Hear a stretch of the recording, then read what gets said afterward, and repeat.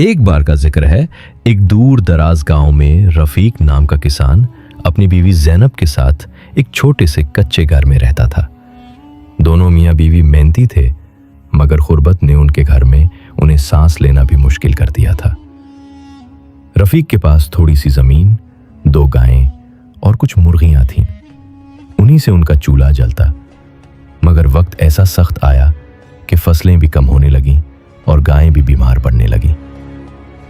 ایک دن حسب معمول رفیق مرغیوں کو دانہ ڈالنے گیا تو حیرت سے اس کی آنکھیں پھٹی کی پھٹی رہ گئیں۔ ایک مرغی کے نیچے سے چمکتا ہوا سونے کا انڈا نکلا۔ وہ دوڑتا ہوا اپنی بیوی زینب کے پاس گیا اور اسے انڈا دکھایا اور دونوں نے خوشی سے جھومنا شروع کر دیا۔ زینب خوش ہو کر بولی کہ رفیق، اللہ نے ہماری سن لی، یہ انڈا ہم بیچ کر سارا قرض اتار سکتے ہیں۔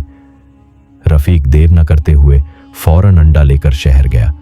سنار نے انڈا دیکھا اور فوراً پہچان لیا کہ یہ خالص سونا ہے، اور رفیق کو اچھی خاصی رقم بھی ملی، جس سے اس نے اپنے پرانے قرض چکا دیے اور کچھ پیسے جمع بھی کرا دیے۔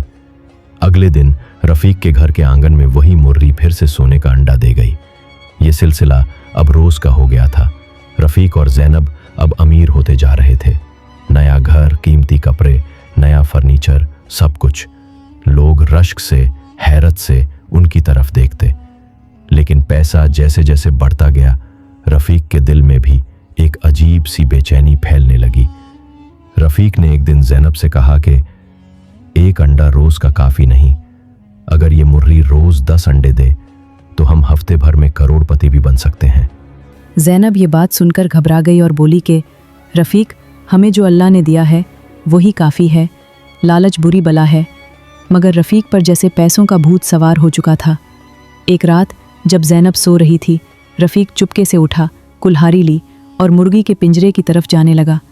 اس نے اپنے دل ہی دل میں سوچا کہ مرغی کے پے میں ضرور سونے کے انڈوں کا خزانہ ہوگا ہی ہوگا۔ اس نے بنا کچھ سوچے سمجھے مرغی کو ذبح کر دیا۔ مگر جب مرغی کا پیٹ چاک کیا گیا تو اندر سے کچھ بھی نہیں نکلا، نہ سونا نہ خزانہ، صرف خون، گوشت اور خاموشی۔ رفیق وہیں زمین پر بیٹھ گیا، آنکھوں میں پچھتاوے کے آنسو، دل میں پچھتاوے کی آگ۔ صبح زینب اٹھی تو یہ منظر دیکھ کر رونے لگی اور کہنے لگی، میں نے تمہیں کہا تھا لالچ کا انجام ہمیشہ برا ہوتا ہے۔ اس دن کے بعد سے پھر رفیق کی دولت آہستہ آہستہ ختم ہونے لگی، نہ سونے کا انڈا نہ مزید کمائی۔ دوبارہ سے اب وہ سب کچھ بیچ کر بھی اب صرف چند مہینے کا خرچہ نکال سکا۔ رفتہ رفتہ وہی پرانا ٹوٹا ہوا کچا گھر، خالی ہاتھ اور پچھتاوا۔ مرغی جو ان کی قسمت تھی، رفیق نے خود ہی اپنے ہاتھوں سے ختم کر دی۔ کچھ دنوں کے بعد ایک دن رفیق گاؤں کے مدرسے کے باہر بیٹھا کچھ بچوں کو کہانی سنا رہا تھا۔ اس نے کہا، لالچ ایسی چیز ہے جو انسان سے اس کا سب کچھ چھین لیتی ہے۔ مجھے بھی سونے کا انڈا ملتا تھا، مگر میں صبر نہ کر سکا۔